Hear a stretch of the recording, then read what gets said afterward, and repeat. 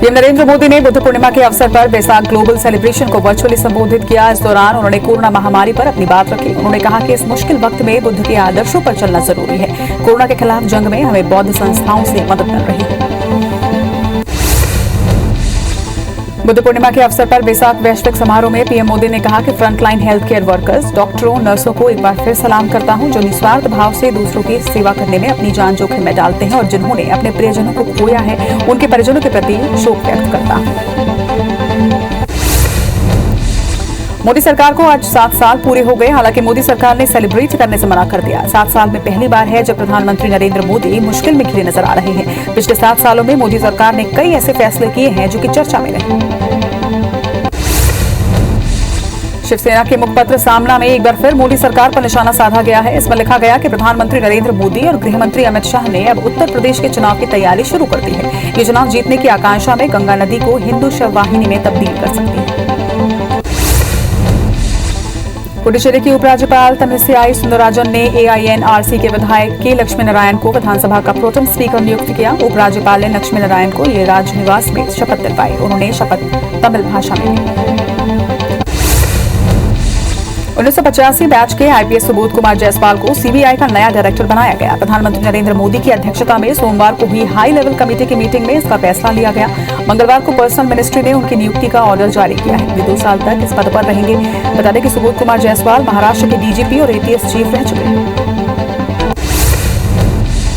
Toolkit मामले में अब चिट्ठीबाजी शुरू हो गई है। कांग्रेस ने ट्विटर इंडिया को चिट्ठी लिखकर 11 भाजपा नेताओं की पोस्ट पर मैनिपुलेटेड मीडिया टैगिंग करने की बात कही। कांग्रेस ने 11 नेताओं के ट्वीट भी ट्विटर के लीगल डिपार्टमेंट को भेजे और कहा कि नेताओं पर एक्शन लिया जाए। टूलकिट मामले में संबित पात्रा ने जवाब के लिए रायपुर पुलिस से फिर से 7 दिन का वक्त मांगा है। इसके साथ ही उन्होंने पुलिस से सवालों को लिखित में भेजने का निवेदन भी किया। बता दें कि पिछली बार भी संक्रमण की वजह से संबित पात्रा नहीं आए थे।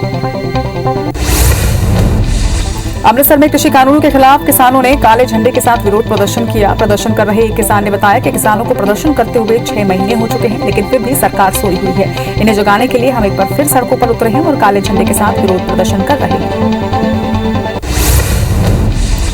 किसान आंदोलन को आज 6 महीने हो गए हैं। आंदोलन पर बैठे किसान आज काला दिवस मना रहे हैं, जिसको देखते हुए सिंघू बॉर्डर पर सुरक्षा बढ़ा दी गई है। बता दें कि दिल्ली UP बॉर्डर पर किसान नए कृषि कानून को लेकर आंदोलन कर रहे हैं। किसान और सरकार के बीच कई बार बातचीत भी हुई, लेकिन अब तक कोई भी हल नहीं निकल पाया।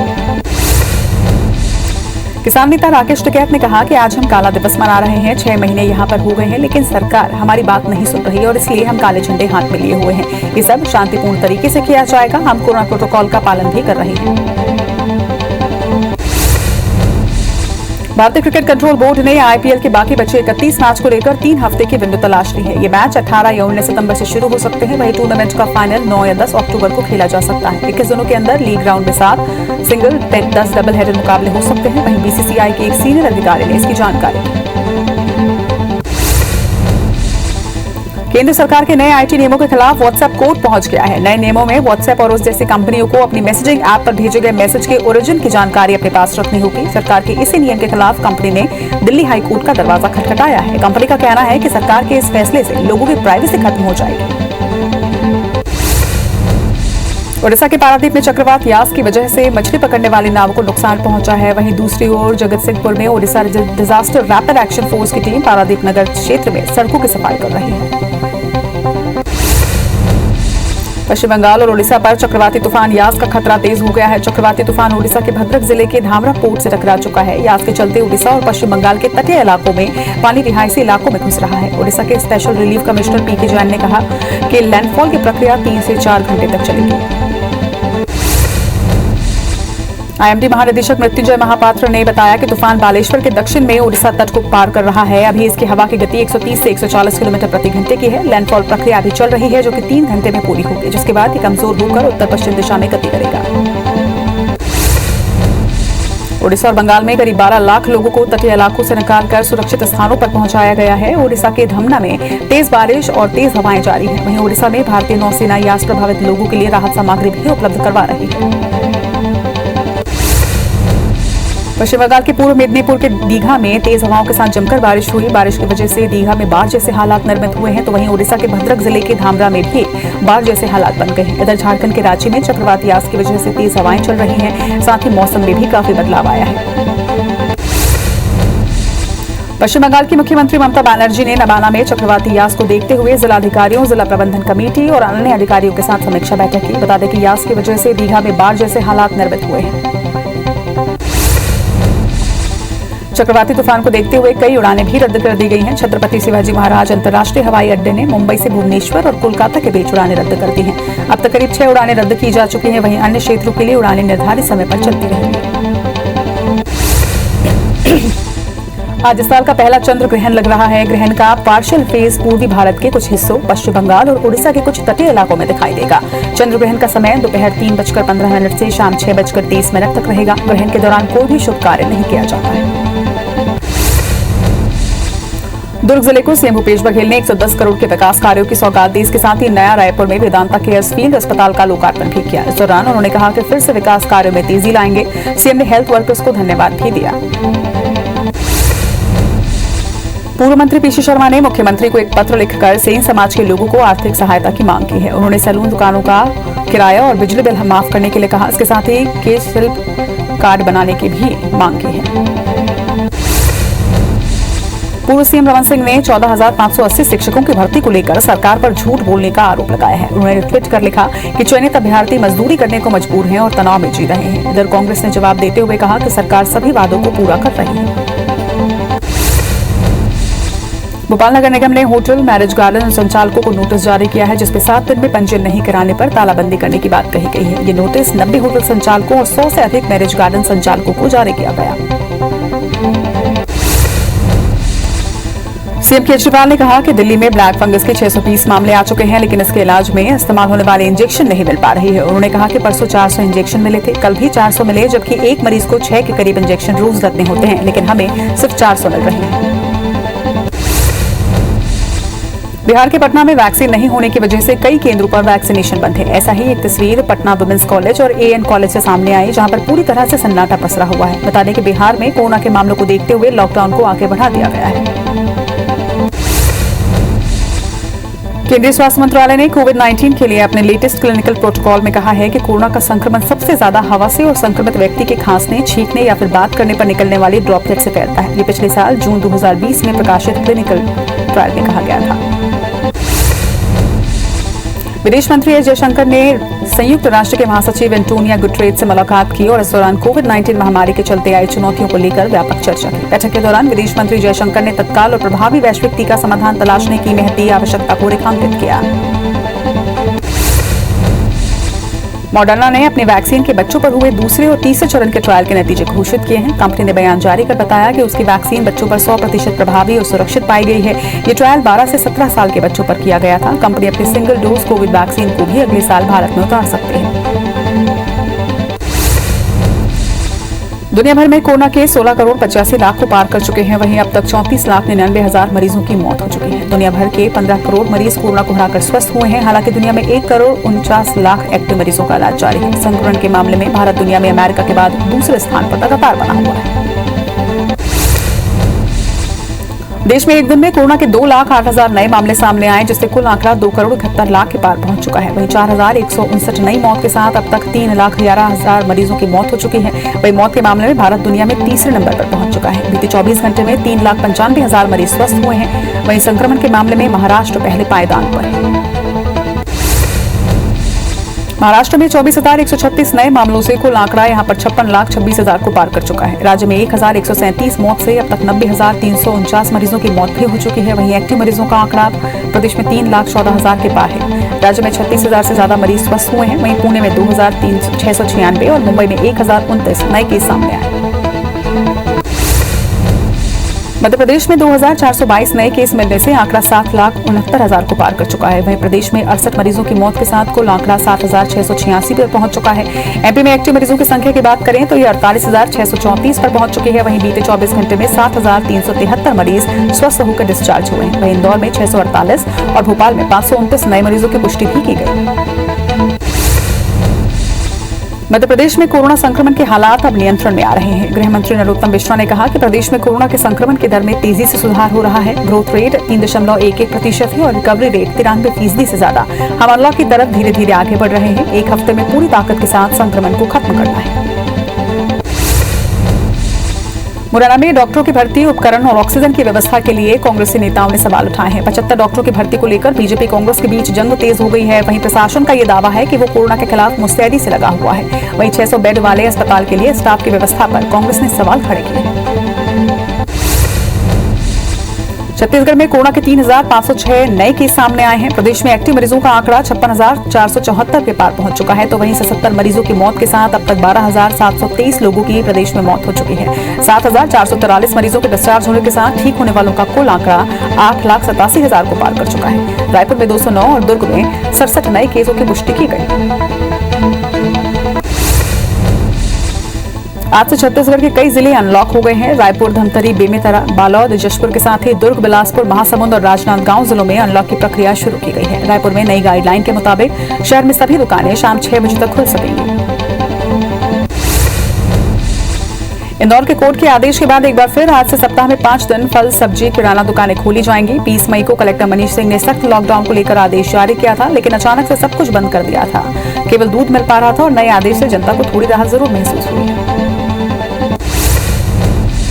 डोंगरगढ़ में लॉकडाउन में छूट दी गई है। कलेक्टर ने समीक्षा बैठक के बाद प्रशासन ने जिले में सभी व्यावसायिक संस्थानों का संचालन सुबह 6 बजे से शाम 5 बजे तक करने की छूट दी है। ठेले, गुमटी के माध्यम से चाय नाश्ता, पान ठेला और फास्ट फूड का विक्रय करने वाले व्यवसायी शाम 5 बजे तक पार्सल सुविधा दे सकेंगे। वहीं दुकान पर ग्राहकों को बैठाकर नहीं खिलाना है। भोपाल में रेमडेसिविर इंजेक्शन की कालाबाजारी मामले में फरार जेके हॉस्पिटल के आईटी विभाग के मैनेजर आकाश दुबे ने सरेंडर कर दिया है। बीते 12 दिनों से पुलिस आकाश दुबे की सरगर्मी से तलाश कर रही थी। वहीं आज पुलिस उसे कोर्ट में पेश कर रिमांड मांगेगी। नकली रेमडेसिविर कांड के आरोपी और सिटी हॉस्पिटल के डायरेक्टर सरबजीत सिंह मोखा के बेटे हरकरण से पुलिस लगातार पूछताछ कर रही है। वहीं एसआईटी आज कोर्ट से सरबजीत सिंह मोखा की भी रिमांड मांगने जा रही है, ताकि बाप बेटे को आमने सामने बिठाकर पूछताछ की जा सके। एक अनुमान के मुताबिक कोरोना की तीसरी लहर ज्यादा खतरनाक होगी। इस दौरान खास तौर पर बच्चे अधिक प्रभावित होंगे। ऐसे में मंडला जिला अस्पताल, तनखा मेमोरियल स्कूल और एएमएम सेंटर में बच्चों के लिए कोविड सेंटर तैयार किया जा रहा है। ये तीनों ही सेंटर सर्व सुविधा युक्त होंगे। देवास जिले में लगातार ब्लैक फंगस के मामले बढ़ते जा रहे हैं। यहां अब तक 32 लोग इस बीमारी से संक्रमित हैं, तो वहीं एक मरीज की मौत की पुष्टि भी हुई है। प्राथमिक उपचार में कुछ मरीज देवास के निजी अस्पतालों में भर्ती हैं, लेकिन इस महामारी के लिए महत्वपूर्ण एम्फोटेरेसिन बी इंजेक्शन की कमी लगातार बनी हुई है। देवास में भी अब तक कोई स्लॉट उपलब्ध नहीं हो पाया है। भोपाल के बाग सिवनिया में बायोफेक फार्मा ने ब्लैक फंगस के एम्फोटेरेसिन बी इंजेक्शन बांटे हैं। यहां पुलिस और ड्रग्स अमले ने लोगों को दस्तावेज दिखाने पर इंजेक्शन बांटे। एक पैकेट में 4 वायल्स की कीमत 30,000 रुपए बताई गई। वहीं इंजेक्शन की डिमांड ज्यादा होने से सभी को इंजेक्शन नहीं मिल पाए। जरूरतमंदों को इंजेक्शन सही दरों पर मिले, इसके लिए ड्रग इंस्पेक्टरों को निर्देशित किया गया है। राजधानी भोपाल में ब्लैक फंगस के लगातार मरीज सामने आ रहे हैं। पिछले 24 घंटे में 15 नए मरीज सामने आए, जबकि 2 मरीजों की मौत भी यहां पर हुई है। अब तक करीब 300 मरीज सामने आ चुके हैं। वहीं ब्लैक फंगस से हो रही मौतों पर मानव अधिकार आयोग ने संज्ञान लिया है और स्वास्थ्य विभाग के एसीएस, कमिश्नर और कलेक्टर से प्रतिवेदन मांगा है। बिलासपुर संभाग में ब्लैक फंगस के मामले तेजी से बढ़ रहे हैं। रोजाना ब्लैक फंगस के मरीज सामने आ रहे हैं। ब्लैक फंगस के फिर से 3 नए मरीज सामने आए, जिन्हें इलाज के लिए सिम्स में भर्ती करवाया गया है, जहां उनका इलाज जारी है। बिलासपुर संभाग की स्थिति ये है कि सिम्स में 13 से ज्यादा ब्लैक मरीजों की भर्ती कर उपचार किया जा रहा है। अब तक जिन जिलों में मरीज सामने आए हैं, उनमें कोरबा, जांजगीर, गौरला, पेंड्रा, मरवाही, मुंगेली और बेमेतरा के मरीज शामिल हैं। इसमें सबसे बड़ी चिंता की बात यह है कि कुछ मरीज ऐसे भी हैं जो कि नॉन कोविड और नॉन डायबिटिक हैं। गौरला, पेंड्रा, मरवाही जिले में आदिवासी विकास विभाग के सहायक आयुक्त ने अजीब सा फरमान जारी किया है, जिसमें उन्होंने जिले के सभी अधिकारियों, कर्मचारियों को निर्देशित किया है कि वो वैक्सीन जरूर लगवाएं और कार्ड की कॉपी भी कार्यालय में जमा करवाएं। यदि कोई टीकाकरण नहीं करवाता है तो उसकी जून महीने की तनख्वाह रोक दी जाएगी। रायपुर की एक दिव्यांग महिला ने सेवा भाव की बेहतरीन मिसाल पेश की है। दिव्यांग गिरजा जलछत्री ने कोरोना की पहली लहर में मजदूरों के लिए काम किया, तो वहीं अब दूसरी लहर में इंडोर स्टेडियम में नर्स की तरह सेवाएं दे रही हैं। डोंगरगढ़ के वनांचल में ग्रामवासियों को टीकाकरण के लिए प्रोत्साहित करने के लिए प्रशासन ने एक अनूठी पहल की है। ग्राम ईरा गांव मॉडल के अनुसार ग्राम के 10 नवयुवकों को वॉलंटियर बनाया गया, जो ग्रामीणों को टीकाकरण के लिए प्रेरित कर रहे हैं। नतीजतन ग्राम में टीकाकरण 95% से भी अधिक हो गया है। इंदौर में कोरोना संक्रमण की रोकथाम के लिए कई स्थानों पर सैनिटाइजेशन किया गया। बुधवार को दवा बाजार, एमवाई अस्पताल, मरोठिया बाजार, बजाज खाना चौक से लेकर क्षेत्र में तंग गलियों और दुकानों को भी सैनिटाइज किया गया। कलेक्टर मनीष सिंह ने बताया कि सक्रिय गलियों में बाजार दुकान पर विशेष फोकस किया जा रहा है। सिमगा के तहसीलदार शंकरलाल सिन्हा और बीएमओ पारस पटेल पर दामाखेड़ा के मेडिकल संचालकों से अवैध वसूली करने का आरोप है। दामाखेड़ा के अनिल मेडिकल और तुमन मेडिकल में तहसीलदार और बीएमओ द्वारा दबिश दी गई और कोरोना गाइडलाइन का पालन नहीं करने पर मेडिकल बंद कराने की धमकी देने का आरोप है। कलेक्टर डॉक्टर एस भारतीदासन ने धान का कस्टम मिलिंग नहीं करने पर रायपुर के 11 राइस मिलों को ब्लैकलिस्ट करने का आदेश जारी किया है। जिस राइस मिलों को काली सूची में दर्ज करने का आदेश जारी किया गया उनमें नेवरा के सत्यनारायण नथुलाल मिल, सिनोधा रोड तिल्दा नेवरा के मुनका राइस मिल, तुलसी नेवरा के पंचमिनी फूड्स आदि शामिल हैं। पेंडर रतनपुर के चपोरा में तेंदुपत्ता खरीदी नहीं होने से संग्राहकों ने मुंशी और प्रबंधक के विरुद्ध नारेबाजी करते हुए तेंदुपत्ता में आग लगा दी। यहां 2 दिन खरीदी के बाद मौसम खराब होने से तेंदुपत्ता खरीदी बंद कर दी गई थी, लेकिन मौसम खुलने के बाद मुंशी ने बहाना बनाकर संग्राहकों से पत्ता लेने से मना कर दिया, जिससे नाराज संग्राहकों ने प्रबंधक के खिलाफ जमकर नारेबाजी की। होशंगाबाद की शिवनी मालवा तहसील में दूरसंचार सेवा आज भी ग्रामीणों के लिए सपना बनकर रह गई है। जिले के लगभग 2 दर्जन गांवों पर मोबाइल टावर नहीं होने की वजह से न तो कोरोना वैक्सीनेशन का पंजीयन हो पा रहा है और न ही सरकारी सुविधाएं यहां मिल पा रही हैं। छुई खदान में पिपरिया जलाशय के पास मछली उत्पादन एरिया को लेकर ग्रामीणों ने विरोध किया है। मत्स्य विभाग, राजनांदगांव और जल संसाधन विभाग की मौन स्वीकृति से ठेकेदार को लाभ पहुंचाने का आरोप यहां लग रहा है। वहीं आराध्य देवी नथेला माता मंदिर के पास मछली पालन स्थापित करने का श्रद्धालुओं ने विरोध शुरू कर दिया है। मरवाही वनमंडल में लगातार भ्रष्टाचार के मामले सामने आ रहे हैं। ताजा मामला गौरला रेंज के बानघाट में उजागर हुआ, जहां पर जंगलों की सुरक्षा के लिए करीब 20 लाख रुपए की लागत से फेंसिंग पोल लगाने में जमकर भ्रष्टाचार हुआ है। यहां लगाए गए खंभे धराशायी हो चुके हैं। वहीं घटिया और गुणवत्ताहीन खंभे लगाकर वन विभाग के अधिकारियों ने घोटाले को अंजाम दिया। रीवा जिले के मऊगंज में सिस्टम को शर्मसार करती तस्वीर सामने आई। यहां सुरवही गांव की शामवती जायसवाल को सांप के काटने पर सामुदायिक स्वास्थ्य केंद्र लाया गया, जहां पर डॉक्टरों ने उसे मृत घोषित कर दिया। अस्पताल ने उसे शव वाहन देने से भी इनकार कर दिया। परेशान पति किसी तरह से बाइक में पत्नी का शव बांध कर ले जाता दिखा। रतलाम के गुनावद निवासी कन्हैयालाल जाट का सिक्किम में वाहन की सफाई के दौरान निधन हो गया, जिन्हें आज गांव में गार्ड ऑफ ऑनर दिया गया। इस दौरान प्रदेश के उच्च शिक्षा मंत्री मोहन यादव अंतिम शव यात्रा में शामिल हुए। बता दें कि कन्हैयालाल सेना के सीएमपी यूनिट में सिक्किम में पदस्थ थे। ग्वालियर में थप्पड़ मारने पर एक युवक की दिन दहाड़े गोली मारकर हत्या कर दी गई। वारदात को अंजाम देने के बाद आरोपी मौके से फरार हो गया। बता दें कि घटना थाटेपुर थाना क्षेत्र के दर्पण कॉलोनी का है। फिलहाल पुलिस ने हत्या का केस दर्ज कर मामले की जांच शुरू कर दी है। जबलपुर के रेत नाका में मामूली विवाद में भाजपा के युवा नेता ठाकुर दीपक सिंह को बदमाशों ने गोली मार दी, जिसके बाद उन्हें प्राइवेट अस्पताल में इलाज के लिए भर्ती करवाया गया है। इधर घटना के बाद आरोपी फरार हो गए हैं, जिनकी तलाश पुलिस कर रही है। भिंड के रत्नपुरा गांव में एक महिला को अज्ञात व्यक्ति ने गोली मार दी, जिससे वो घायल हो गई है। सूचना मिलते ही परिजन उसे अस्पताल लेकर पहुंचे, जहां पर उसकी हालत गंभीर बताई जा रही है, जिसके बाद उसे ग्वालियर रेफर किया गया। घटना की सूचना मिलते ही पुलिस मौके पर पहुंची, जहां पर महिला के कमरे में एक युवक का शव मिला है। फिलहाल पुलिस जांच शुरू कर चुकी है। बीजापुर के रामपुरा में एक नाबालिग की अज्ञात लोगों ने कुल्हाड़ी मारकर हत्या कर दी, जिसकी सूचना मिलते ही भोपालपट्टनम पुलिस घटनास्थल पर पहुंची और हत्या की गुत्थी को सुलझाने में जुट गई। घटना को लेकर एसडीओपी अभिषेक सिंह ने बताया कि प्रथम दृष्टिकोण से ये नक्सल मामला नहीं लग रहा है। आसपास के संदिग्ध लोगों से पूछताछ की जा रही है और जल्द ही इसका खुलासा किया जाएगा। बलरामपुर की राजपुर पुलिस टीम पर हुए हमले के मामले में एक और खुलासा हुआ है। दरअसल पुलिस जिस शादी समारोह में डीजे बंद कराने के लिए गई हुई थी, वहां पर एक नाबालिग की शादी हो रही थी। तहसीलदार के निर्देश पर जब महिला बाल विकास विभाग की टीम उस घर में पहुंची तो इसका खुलासा हुआ। टीम ने दुल्हन के माता पिता को नाबालिग की शादी नहीं करने की समझाइश भी दी है। राजधानी रायपुर से लगे माना इलाके में स्थित फिश कंपनी से 30 लाख रुपए लेकर भागने वाले आरोपियों की तलाश में पुलिस जुट चुकी है, लेकिन अब तक कोई भी सफलता नहीं मिल पाई है। पुलिस अधिकारियों के मुताबिक आरोपियों की तलाश की जा रही है। इसके लिए तकनीकी जांच का भी सहारा लिया जा रहा है। अधिकारियों का दावा है कि केस को जल्द ही सुलझा लिया जाएगा। रायपुर एम्स पार्किंग से दोपहिया चुराने वाले आरोपी को पुलिस ने गिरफ्तार कर 7 बाइक जब्त किया है। बेमेतरा के परपूर निवासी आरोपी आकाश चौबे के पास से मास्टर चाबियां भी मिली हैं। वो एम्स अस्पताल में पार्किंग से 15 दोपहिया वाहन की चोरी कर चुका था। वहीं सीसीटीवी कैमरे में चेक करने पर पतला दुबला सा युवक दोपहिया वाहन चुराता नजर आया था। कट्टी में एक प्लास्टिक गोदाम में भीषण आग लग गई, जिसमें 55 से 60 लाख रुपए का सामान जलकर खाक हो गया है। घटना कोतवाली थाना क्षेत्र के सावरकर वार्ड की है। आग कैसे लगी है इसका पता नहीं चल पाया है। वहीं आग पर काबू पाने के लिए फायर ब्रिगेड की 3 गाड़ियां पहुंच चुकी हैं। बालोद के गुरूर वन परिक्षेत्र में अब हाथी दिल्ली राजहरा के जंगल में पहुंच गए। उनकी लगातार निगरानी की जा रही है। वहीं हाथी किसानों की फसलों को नुकसान पहुंचा रहे हैं। हाथियों की मौजूदगी से ग्रामीणों में भी दहशत है। वन विभाग ने अलर्ट कर दिया है और साथ ही ग्रामीणों को जंगल जाने से मना कर दिया गया है।